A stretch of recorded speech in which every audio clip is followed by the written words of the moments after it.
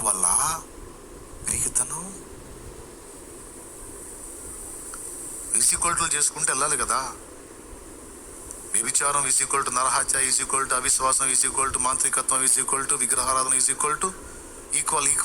Equal పిరికితనం. ఎప్పుడన్నా ఆలోచించారా మాట? ఇప్పుడు చెప్పండి. పిరికితనం ముంచేస్తుంది నాశనంలో. పిరికితనం ఉదివేస్తుంది. కాళ్ళు కదలకుండా కాళ్ళకేస్తుంది, చేతులు కదలకుండా చేతులకేస్తుంది, ప్రాణం పోవడానికి మెడకేస్తుంది.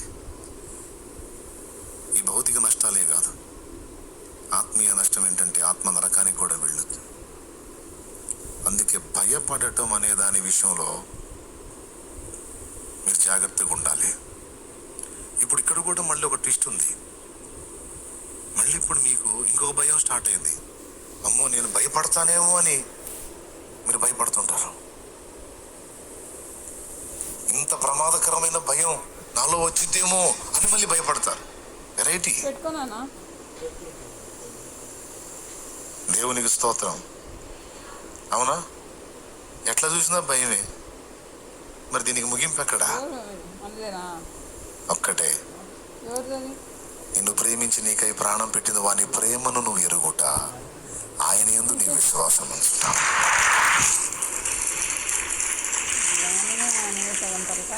అప్పుడు నీకు విడుదల. అలా ఆయన ప్రేమలో, ఆయన యందు విశ్వాసంలో వేరుపారిన ఒకడు పాడాడు. ఏమని? తల్లి ఒడిలో పవళించే బిడ్డవలేనే, తండ్రి ఒడిలోనే ఒదిగినయ్యా. తల్లి ఒడిలో పవళించే బిడ్డవలేనే, తండ్రి ఒడిలోని ఒదిగినయ్యా. తండ్రి నీ ఒడిలోని ఒదిగినయ్యా. వేదన లేదు, శోధన లేదు, వేదన లేదు, శోధన లేదు, నీ హస్తం విడువనయ్యా, నీ హస్తం విడువనయ్యా.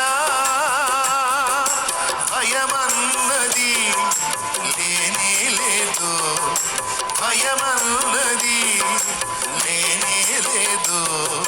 ప్రేమతో అడిగితివే, నీ ప్రేమతో అడిగితివే.